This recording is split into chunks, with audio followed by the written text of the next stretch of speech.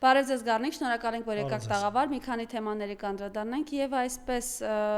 այսօր արդեն նոր տեղեկություն եկավ քննչական կոմիտեից Իշխան Սաղաթելյանի եւ նրա կնոջը պատկանող գույքի վրա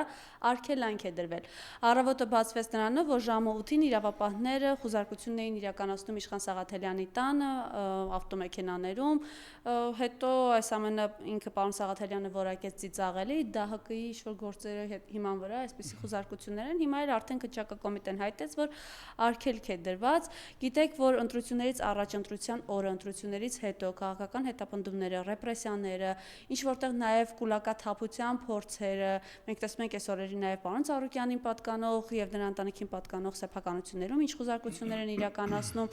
այս ամենը նոր թափ է ստացել։ Խնդրեմ այս ամենի հետ կապված ձեր գնահատականը եւ քանի որ ձեզ հետ առիթ չենք ունեցել խոսելու, նաև կուզեմ անդրադառնալ այդ խայտառակ ընտրություններին եւ հետագայում նաև կենտրոնական ընտրական հանձնաժողովի կողմից խայտառակ որոշումներին, նաև այս ամենի հիման վրա գիտենք, որ Ուժեղ Հայաստանից դուք նաև Ուժեղ Հայաստանի թիմից եք եւ պատգամավորի տեխնացու Ուժեղ Հայաստանից Դավիթ Ղազինյանին անձնամխելիությունից զրկեց կենտրոնական ընտրական հանձնաժողովը եւ շատ այլ գործիչների, խնդրեմ ռեպրեսիաներ ու դրան հաղորդող մեծ թափ։ Ինձ թվում է, որ շատ կարճ ժամանակ անց Նիկոլ Փաշինյանը նաև հետապնդելու է բոլորիս, ով մի քիչ ավելի շատ է թթվածին շնչում, որովհետև այն process-ները, որ հիմա կա անտիմադիր դաշտի նկատմամբ, հատկապես մեր ուժի նկատմամբ, ուղիղ վկայությունն են Հայաստանի Հանրապետությունում իրավունքի եւ ժողովրդավարության տոտալ բացակայության։ Մենք ունենք արդեն վստահություն, որ Նիկոլ Փաշինյանը իր ուղղորդող նամակագրություններով փորձում է եւ իհարկե իրականացնում է ռեպրեսիվ գործողություններ հետընտրական եւ նաեւ շատ կարեւոր է շեշտել ընտրությունների նախօրեին եւ դրան հաջորդող օրերին, ինչի է ձգտում իրականում Նիկոլ Փաշինյանը, ինքը իհարկե շատ լավ հասկանում է, որ այս ընտրություններում ինքը չկարողացավ հաղթանակ տանել, ինչու եմ սա ասում, ինչքան էլ որ Դոնթի բանաձևով ինքը հավաքում է 50 ավելի պլյուս ձայն, բայց չի ունենում սահմանադրական մեծամասնություն։ Մենք նաև գիտենք, որ Նիկոլ Փաշինյանը ընտրությունների արդյունքում առանց Դոնթի բանաձևի 50 պլյուս ձայն էլ չունի, ինչը ըստ էության իր համար քաղաքական ապտակ էր, այսինքն հասարակական ապտակ էր ընտրողների կողմից Նիկոլ Փաշինյանին։ Սա շատ լավ ցուցիչ է, ինչ առումով նախ շատ պետք է արձանագրել, որ եթե Սերժ Սարգսյանը, Ռոբերտ Քոչարյանը եւ Լևոն Տեր-Պետրոսյանը իմանային, որ նման ընտրակերտիկներով հնարավոր է վերարտադրվել, այս մասշտաբի, այս ծավալը, ես անգամ պատրաստ եմ փաստարկված դրանց մասին խոսել, որովհետեւ ինքս 2 ամիս եղել եմ Գեղարքունիքի մարզում, դա ընտրությունների օրը եղել եմ Մարտունիում ու ահավոր մեծ ծավալի ուղղորդումներ եւ վարչական ռեսուրսի կիրառում եմ տեսել, որը ժամանակին անգամ չկար։ Կասեին, դե եթե սենց հնարավոր է, ինչու չօգտվեինք ու ունայինք հավերժ իշխանության։ Փաստացի մեր այսօրվա ներքաղաքական եւ հետընտրական զարգացումները մի բանի մասին են խոսում Նիկոլի վախերի։ Ինքը իր շեֆերի առաջ հստակ ուներ հանձնարարություն սահմանադրական փոփոխություններ իրականացնելու եւ խորհրդանում ունենալ այնքան քվե, որով հնարավորություն կունենար կոնկրետ թուրը աչուձախ կտրելու եւ այսօրվա հետապնդումները եւ այս օրերի ընթացքում հետապնդումները նրա վախի արտացոլումն են։ Ինքը փորձում է պարզապես իր տերերի առաջ ծառայություն մատուցել, ցույց տալ, որ ես ձեզ հավատարիմ եմ ու տեսեք ոնց եմ հալածում ընդդիմությունը։ Բացի այդ էլ մենք լավ գիտենք, որ ընտրությունների ժամանակ սովորաբար նորմալ քաղաքական թիմը կամ քաղաքական գործիչը խոսում է ժողովրդի սոցիալ-տնտեսական վիճակը բարելավելուց, բայց Նիկոլ Փաշինյանը խոսում էր ծեփելուց, ծխելուց, սպանելուց, ինչքան վատ բան կար, ոչ հարիր քաղաքական խոսույթին խոսում էր, այսինքն մարդիկ ըստ երևույթին, եթե մի քիչ ավելի պարզ ասեմ, ձայնը տալիս էին ոչ թե նրա համար, որ սոցիալական լավ ապրեին, աշխատանք ունենային, հնարավորություններ ունենային երկրում, այլ պարզապես մարդկանց բանտարկելու համար են ձայն տվել, ինչը հստակ խոսում է ոչ թե ժողովրդավար պետության ունենալու, այլ դիկտատորական կարգերի հաստատման փուլի պետություն ունենալու մասին։ Սա է, այսինքն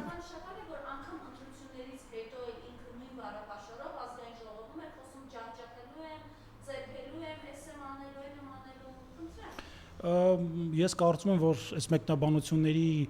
ճիշտ այս ասածների ճիշտ մեկնաբանությունը կտան հոգեբուժները եւ հոգեբանները, նաեւ որովհետեւ գիտեք, երբ որ ազգային ժողովի ամբողջ օգտագործումը բռնության կոչեր անելու համար եւ դրա համար միայն դատվում են ընդդիմադիրները եւ ընդդիմադիր հայացք ունեցող մարդիկ, սա պարզապես հոգեբուժների եւ հոգեբանների հարցի քննարկում է։ Ես ուղղակի կընդգծեմ, որ այն մոտեցումները, որը Նիկոլ Փաշինյանը ուներ մինչև ընտրություններ, պատկերացումները ներքաղաքական եւ արտաքին քաղաքականության առումով հաստատի թարս ապտակ ստացավ հասարակության կողմից։ Այո, ինքը ունի քվեներ, ինքը ունի իրեն լոյալ ընտրող ձայներ, բայց ես իմ խորին համոզմամբ, հատկապես այս ինչը տեսել եմ մարզերում, ինքը չունի լայն հասարակության աջակցությունը, շատ լայն, ավելի ստույգ ասած։ Մեկ դրվագ եւ մի քանի օրինակ կարող եմ բերել, որպեսզի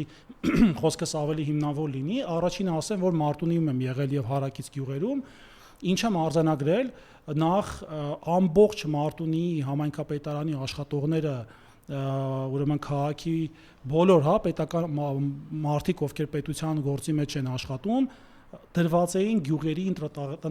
ընտրատեղամասերից մի փոքր հեռավորության վրա ու անհատապես վերահսկում էին մարդկանց հոսքը, ուրեմն ընտրատեղամաս եւ հոգեբանական ճնշում էին գործադրում ընտրողների վրա։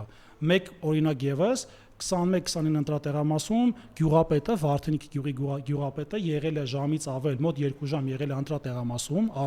առավոտի մասին է խոսքը։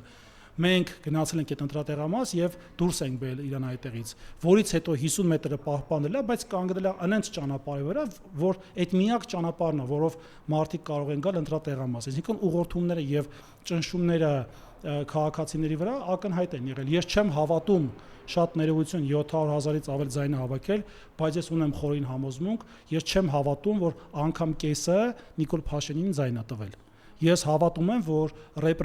ռեպրեսիաները մեր հանդեպ, ուժեղ Հայաստան դաշինքի հանդեպ հակաքարոզչությունը, որ անգամ հմեկներ է դրան մասնակցում, որ իրավունքը չուներ փաստացի, եւ այն հետապնդումները, որը կար մեր պատասխանատուների վստահված անձանց թիմակիցների նկատմամբ ամբողջ Հայաստանում, չկարողացան անգամ այնքան իրանք անողնաշար են, չունեն գործը լավ անելու ձգտում, որտեվ տեսնում ենք, չէ, պետություններ չեն կարող կառավարեն, բացի այն, որ Ադրբեջանի շահին ծառայեցնելու համար, որ անգամ ընտրությունների կեղծիքները այս մեծ մասշտաբների չկարողացան ունենային սահմանադրական մեծամասնություն, ինչի համար ես գոնե սրա համար ուզում շնորհակալություն հայտնեմ այն մարդկանց, ովքեր գնացել են ընտրությունների եւ իրենց ձայնը չեն տվել Նիկոլ Փաշինյանին։ Սա գոնե այս 6 տարվա մեջ կամ 8 տարվա մեջ հասարակության փոքր հաղթանակն է ընդդեմ Նիկոլ Փաշինյանի վարչակազմի։ Այս լրտիությունը եւ այս անձարձակ պահվածք սպառնալիքները այսօր ավականուն նիստում է շարունակվել, ավելի շուտ ավականու վերջին, այս ավականու վերջին նիստը եզրափակվել է ծեսկրտուկով մի քանի կադրով անգնայինք։ Բանալը կանգնեց, եթե ես այդ տեղը լինեի, ցուցակի երկրորդ համարը մեղադրվում է պետական դավաճանության մեջ։ Մի րոպե խոսում են։ Դու գնացեք ձեր պետական դավաճանության մեջ մեղադրվող ձեր լիդերի մասին մտածեք ու տեղից էլ բերեք չթռնեք ելույթների ժամանակ։ Սուս կմենակ ելույթների ժամանակ։ Արմենակ Դանիելյան, ձեր դիճուսրա։ Արա լսի այդտեղ դու ես այդտեղ արա։ Հանգստացու դավայ ստուց։ Դուս կելես կասեմ քեզ ինչ կլինի, Արմենակ Դանիելյան։ Ձայնը կտրում են ընթացքում մի քիչ առաջան ու տեսեք ծեսկրտուկը, Նա դուրս հրավիրեք պարոն Ստեփանյանին։ Պարոն Ստեփանյանը դուրս հրավիրեք։ Պարոն Ստեփանյանին դուրս հրավիրեք, պարոն Զարուհյան։ Սամվել Հարոյան։ Սամվել Հարոյան։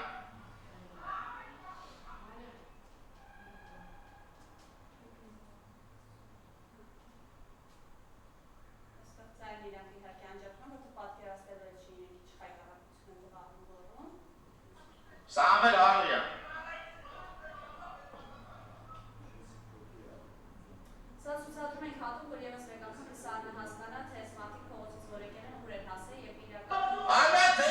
կտրեք։ Նայ, շշշես։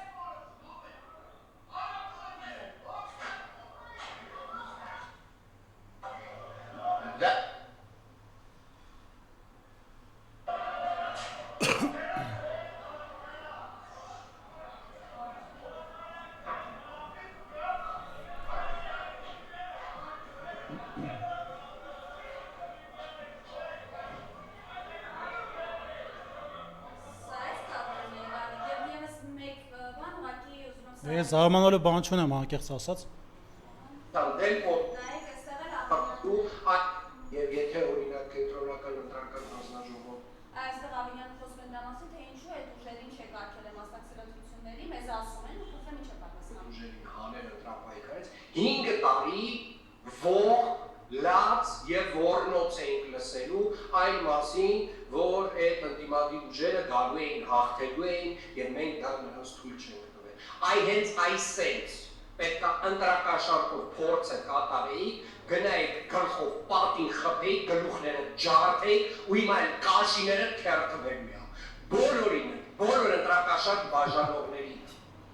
բոլորինը ու այո պարոն Թորոսյան այդ կոնկրետ ընտրակաշառք բաժանողներինը, ովքեր որ այս պետության դեմ փորձել են հանցանք գործել եւ փաստացի չի ստացվել։ Կաշիները քերթվելու է։ Ես դες խոստանում եմ, այս ձեր աչքի առաջ։ Դուք եք ծափեք։ Դե եթե Ձեր խոսքը այս մասով փոխանցեք, մենք հիմա մի կադրեր կդնենք, թե ոնց է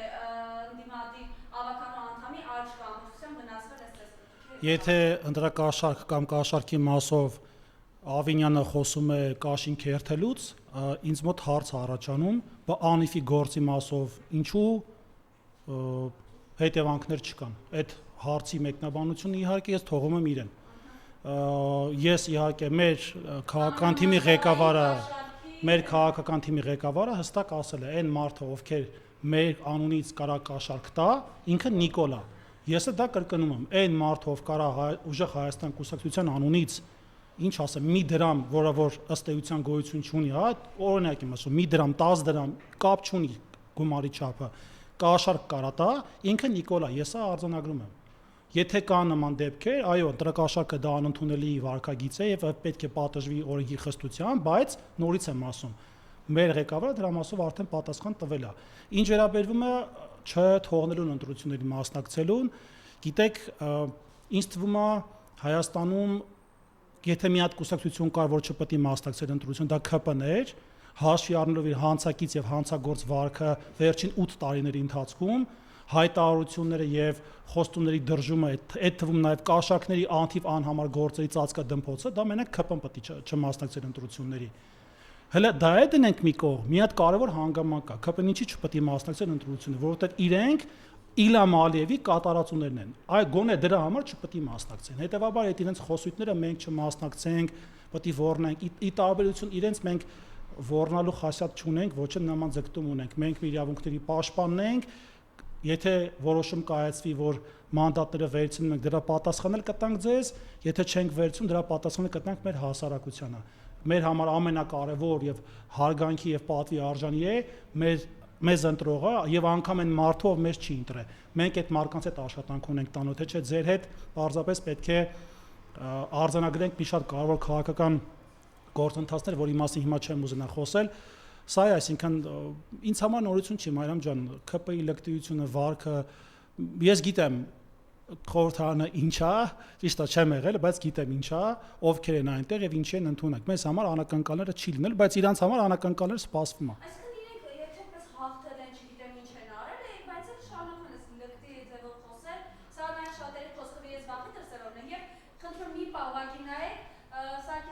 Ասեն ասում են, որ պետական դավաճանը հանած ենքի, ապորինի կանոնավորեն են, հիմա կանում են եթերով ասում են պետական դավաճանը։ Դավաճանը իրանք են, միանք էլ ստացան պատասխան։ Ահորոքը բոլենիների նման հարցակում են, մեր վրա խփում են։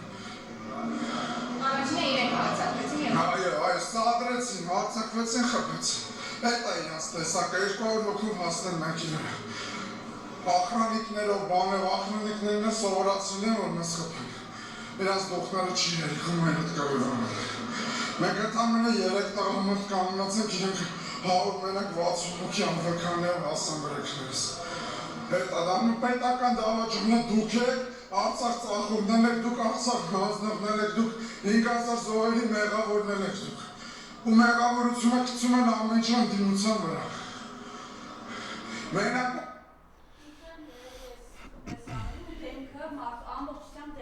Այո, ես ասեմ, որ նման ծեծի դեպք եղել ընտրությունների ժամանակ Լիճքում, Ներսես Հոխիկյանին էր տեղի գյուղապետը, եթե չեմ սխալվում, ուղղորդումներ չանեմ, գիտեմ քերական գործը հարուցված այդ մասով, մանրամասների մասով չխորանամ, բայց գիտեք, Մարիամ ջան, յուրաքանչյուր տղամարդ, ով գոնե բակում մեծացել է, էլի, ունի իր արժանապատվությունը պաշտպանելու ձգտում։ Գոնե բակում մեծանալու մասով եմ։ Ինչու եմ սա ասում, հիմա չասեն դե փողոցային բարքեր են ուզում բերել, ոչ, պարզապես եթե կա ուժի գործադրում, պատասխան ստանալու են։ Եթե կա վիրավորանք, պատասխան ստանալու են։ Մեր համար կարևոր է ոչ թե ազգային ժողովում կամ ինչ-որ մի այլ պետական հաստատություն ԿՊՑ-ել, մեր համար կարևոր է մեր թասիբն ու արժանապատվությունը պաշտպանել։ Նաև, որովհետև երբ որ մեզ ենթադրեն կամ ինչ-որ մի դիմադիրի հարվածում են, նաև հարվածում են ընտրողներին, չէ՞, այդ մարկանց ձայն տվողներին։ Այդ մարդը ներկայացուցիչն է մնացած 70%-ը ընդդիմությանը ձայն տվողների 70%-ը ասում է կաշառակերներ են։ Մի հատ էս խնդրում սրան էլ անդրադառնալ։ Գիտեք, նորից եմ Մարիամ ջան ուզում ասել, գիտեք, հոգեբանական շեղում ունեցող մարկանց դիսկուսի մեջ մտնել անշնորհակալ գործ է։ Ես չեմ կարող մեկնաբանել մի խոսույթ, որի ոչ պատասխանը կարանտան։ Այս քերական գործերն որ հարուցում են տարբեր մարկանց վրա, հələ չկա դատարանի որոշում, արդեն ընտրակաշարքի անուն են պատտասնում։ Մենք ունենք բազում դեպքեր, երբ որ ձայնագրություն է հրապարակել համապատասխան պետական կառույցը, պարզվել է, որ մոնտաժված է։ Գիտեք, այսօր իրավապահ մարմինները ցավոք սրտի եմ ասում, կան լավ աշխատողներ, լավ իրավապահ մարմիններ, բայց գլոբալ առումով, ընդհանրական առումով դարձել է Նիկոլի WhatsApp-ի բանի հրամանատվող WhatsApp-ով գործիք, որով մարկանց բանտարկում են եւ գործեր են հարուցում։ Սա է, այսինքն ես ինչ մեկնաբանեմ, երբ որ մարդ ունի հոգեկան շեղում, արտահայտություններ անում ու իր ասածին տեր չի։ Ես չեմ կարող մեկնաբանել նման մարդու խոսք։ Ընտրություններից առաջ ձեր ուժը եւ բոլոր ընդդիմադիրները ստեյության զգուշացնում են 300,000 ադրբեջանցիների Հայաստանում վերաբնակեցնելու մեծագույն վտանգի ու սպառնալիքի մասին։ Ընտրություններից անմիջապես հետո ադրբեջանցիները ել ավելի լուրջ սպառնալիքներով ու արդեն ինչ-որ ճակերտավոր հիմնավորումներով խոսում են իրենց ճակերտավոր հայրենի հողեր վերադառնալու մասին։ Խնդրեմ այս մասով, քանի որ դուք նաև մասնագիտական տեսակետից ուսումնասիրում եք այս ամենը, բարձ ներկայացնեք ինչ է սպասվում, ինչ վտանգներ կան։ Նախ ասեմ, որ ամսի օրդոբատում անցկացվեց վերադարձ Արևմտյան Ադրբեջան ֆորումը, որը թվով 3-րդն էր, առաջինը անցկացվել է 2024 եւ երկրորդը 2025 թվականին, այսինքն իրենք հետեւողական տանում են իրենց Վեզիրի Իլհամ Ալիևի արտաքին քաղաքականության թեզը եւ այս մոտեցումները, որոնք կան Հայաստանի նկատմամբ, շատ լուրջ սպառնալիք են Հայաստանի ժողովրդի գոյության եւ Հայաստանի պետականության գոյության։ Ինչու եմ այսպես ասում, ոչ թե ահաբեկելու կամ մարկանց մոտ որևէ ձևով վախ առաջացնելու, ես որպես մասնակից եւ մեր թիմը որպես քաղաքական թիմ պատասխանատվություն ունի վերցրած իր վրա եւ մենք պատասխանատու կերպով հետեւողական ենք լինելու յուրաքանչյուր մարտահրավերի բացահայտմանն ու հասարակությանը ներկայացման։ Ինչու է ԿՊ-ն խառնվել այս թեմայով, ինչու են այսպես իրենց մեջտեղից ճղում փորձում հակազդել։ Ես ունեմ իմ խորին մասնագիտական համոզմունքը, որը հետեւյալն է, իրենք մտածում էին, որ պետք է Պանդորայի արկղ բացեն այս թեմայով, հասարակությունը աստիճանաբար պատրաստեն, ինչպես պատրաստեցին Արցախի հանձնմանը, այնպես էլ պատրաստեն ադրբեջանցիների վերադարձմանը ու 2-3 տարի հետո փաստի առաջ կանգնացնեն։ Բայց քանի որ մեր կողմից եղել է քաղաքական երկու քայլ առաջ ընկնելու process իրենցից, իրենք դրա համար են խառնվել այսպես, որովհետև ծրագրերը եւ պլանները, որոնք նախատեսված էին ընտրությունից հետո աստիճանաբար հասարակությանը կերակրելուն, չի ստացվում փաստացի։ Մենք հետևողական ենք լինելու ոչ միայն այս թեմով, այլ նաև մնացած առով, իսկ եթե բուն հարցին պատասխանեմ, ապա ասեմ, որ հիմնականում Արևմտյան Ադրբեջան հակահայկական կառույցը այս ձևակերպումը շատ կարևոր է, հակահայկական կառույց միշտ պետք է շեշտել, հիմնականում փուլային տարբերակով են Հայաստան գալու, եթե իհարկե Նիկոլ Փաշինյանը մնա իշխանության, առաջին փուլը իրանք արդեն հաղթահարել են, դա ճանաչելիության փուլն էր, որի մեջ մտնում էր գրքերի հրապարակում, կոնֆերանսների անցկացում, քարտեզների հրապարակում եւ այլն, հեքիաթների, պարերի մի խոսքով ամբողջական փաթեթով ունեն արդեն դա շարունակական է, բայց առաջին փուլը հաղթահարել են։ Երկրորդ փուլը դա Հայաստանում թույլ ղեկավար ունենալու փուլն է, որը ըստ էության այս պայդրությամբ ունենք արձանագրված, հələ կան զարգացումներ, բայց երկրորդ փուլը հələ որ իօքոտ Արևմտյան Ադրբեջան հակահայկական կառույցն է, որովհետև Նիկոլ Փաշինյանն է վերընտրվել ցավոք սրտի եւ այսօր այդ process-ները, որը պետք է լինեն շարունակական, կապված են Նիկոլ Փաշինյանի հետ։ Երրորդ փուլը, որը թերևս առաջիկայում է սպասվում, դա ուրեմն ինչպես գրված է Արևմտյան հակահայկական կառույցի տեսլականի մեջ 4.1 կետում հետևյալ ձևակերպումը կա, ես փորձեմ կարճ եւ ուղի խոսքով չասեմ, ասվում է, որ արևմտյան ադրբեջանցիները պետք է վերադառնան Հայաստանի հետ, երբ որ վերջնական խաղաղության պայմանագրում կարձանագրվի կամ դրա հետ կապված ինչ որ փաստաթուղթ կլինի, ես միտքն եմ ընդհանուր փոխանցում, այսինքն խաղաղության պայմանագիրը նախաստորագրված սկզբունքով եւ հետագայում մշտական ստորագրման սկզբունքով ես ունեմ մեծ համոզմունք, որ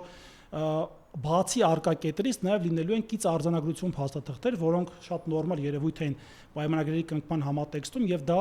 ներկայացվել է որպես խաղաղության անբաժանելի մաս։ Ներողություն, 4-րդ կետը դա թերևս վերաբերվում է Հայաստանի Հանրապետությանը ստիպել իրավական դաշտում այսպես կոչված շակերտների մեջ արևմտյան ադրբեջանցիներ իրենց գույքը վերադարձնելու փուլն է, այսինքն ինչ է նշվում իրենց առհասարակ քարոզչական դաշտում, որ հայերը ադրբեջանցիներին թալանել են, իհարկե սա իրենց խոսույթը իմը չէ, հայերը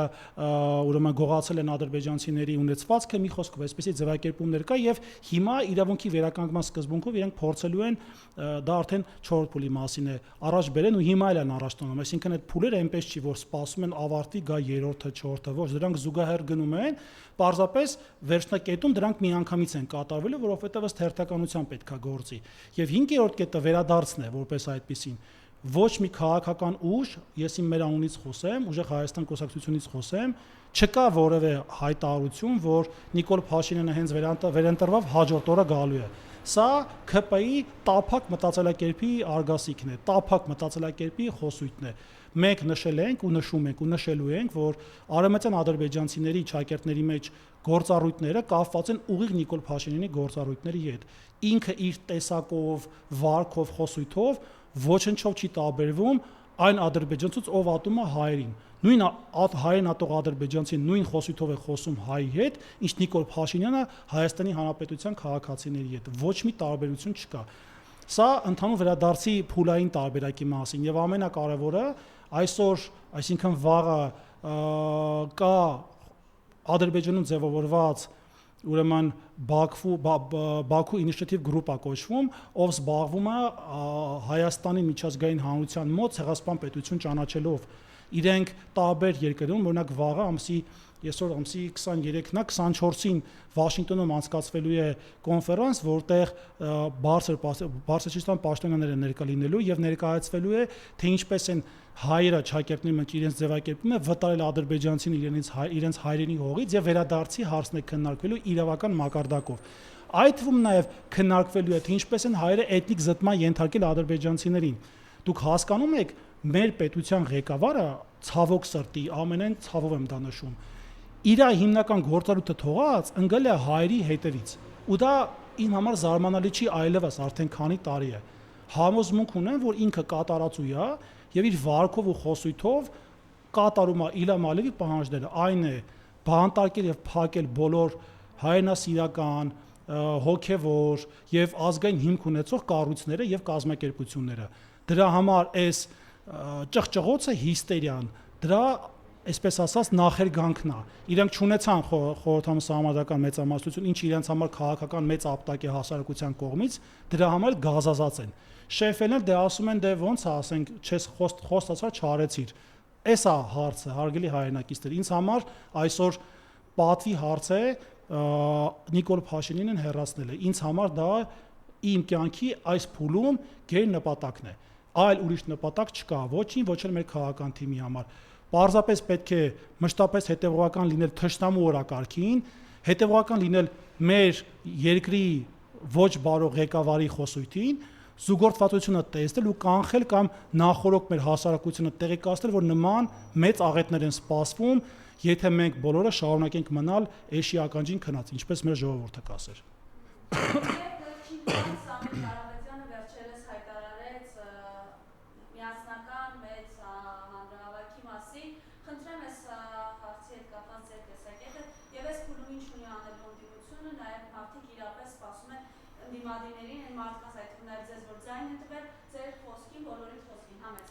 Ամսի 26-ին Սահմանադրական դատարանի նիստից հետո, երբ որ որոշում կկայացվի, ինչ որոշում որ կկայացվի, ավելի հստակ կլինեն գործողությունների պլանը եւ դրանց հրապարակումը ավելի հստակ կտեսնեք ինչ որոշումներ են կայացում մեր կողմից ես պարզապես իրավասու եմ մեր կուսակցության անունից խոսելու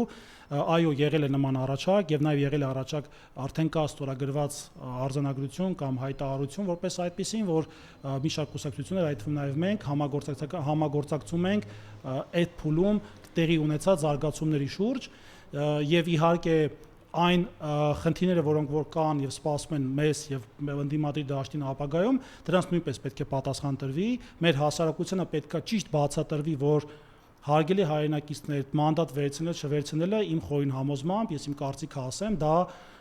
միտումնավոր քաղաքական դաշտում ժամանակի Նիկոլի կողմից դաշտ նետված տարբեր իր, այսպես ասած, կցորդների միջոցով ընդդիմությանը ճնշելու մեթոդ է անգամ Ալեն Սիմոնյանը, որի անունը չեմ ուզում տալ, պարզապես ստիպված եմ, ասեց, որ եթե մենք չվերցնենք, ես ուղղակի ասեմ, որ մեր կողմից չկա որոշում, ուղղակի ես մեջ բերում եմ անում, եթե ուժեղ Հայաստանն ու Հայաստան դաշինքը իրենց մանդատները չվերցնեն, իրենք դրան կտան ուրիշներին։ Այսինքն մենք պետք է առաջնորդվենք ոչ թե էմոցիաներով, այլ պատասխանության դաշտի ներողություն պատասխանության դաշտի սահմաններով, այսինքն եթե մենք չենք վերցնում ինչ պատասխան ենք տալիս, ոնց ենք հիմնավորում, եթե վերցնում ենք ինչ պատասխան ենք տալիս, ոնց ենք հիմնավորում։ Այս երկու կարևոր հարցի դիրքորոշումը պետք է լինի ամսի 26-ից հետո։ Մինչ այդ մեր կուսակցությունում քննարկվել է եւ վերցնելու հարցը, եւ չվերցնելու հարցը, հետևանքները դրանց այդ որոշումների կայացման, ճգնաժամերը մի խոսքով շատ հարցեր է քննարկվել։ Ես հավաստիացնում եմ ձեզ, որ մեր կողմից կան հարցերի լայն շրջանակի քննարկում այդ երկու գոնե այսօրվա շրջանակում քննարկող հանրային տիրույթում այդ հարցերի շուրջ եւ չկա այս պահին հստակ որոշում արդյոք ունենք որոշում մանդատները վերցնու թե չվերցնու դա հստակ երևա հունիսի 26-ի Սամարկанд դատարանում քննվող նիստից հետո եւ որոշումից հետո իհարկե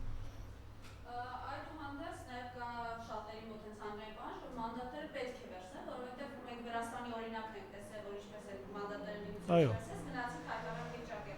Այսինքն 2 տարի, եթե չեմ սխալվում, իրենք մոտ 2 միլիոն մարդ են հավաքել փողոցում, 2 տարի անց հետո իրենք հավաքել են վերջի ցույցը 40 թե 60 հազար մարդ է փողոցում եղել։ Ու ասեմ, ամենայն հարգանքով բոլոր ընդդիմադիր քաղաքական ուժի նկատմամբ դուք ինձ գիտեք, նաև մեր կուսակցությունն էլ ունի տենց հարգալից դիրքորոշում, չի թիրախավորում, բայց մենք չենք պատրաստվում մարդկանց հանենք փողոց, քայլացնենք, ուղարկենք տուն։ Եթե տենց օր գա ու այդ օրը գալու է, մարդկանց հրավիրենք փողոց, դա լինել է ոնց որ մեր իմ անմիջական ղեկավար Նարեկ Կարապետյանն ասեց, դա լինել է մի անգամ ու վերջնական, այսինքն չի լինելու հերթական process։ 26-ից հետո կլինեն հայտարարություններ, կլինեն մոտեցումներ, կպարզաբանվի իրավիճակը, որից հետո որոշումը կկայացվի կամ չի կայացվի, չեմ կարող ասել, որովհետև ամենայն անկեղծությամբ սուտ խոսալ չեմ սիրում, մեզ համար կարևոր են զարգացումների հավասարակշռված որոշում կայացման հետևանքները, ոչ թե պարզապես էմոցիայով առաջնորդվելը։ Ես եմ շնորհակալ։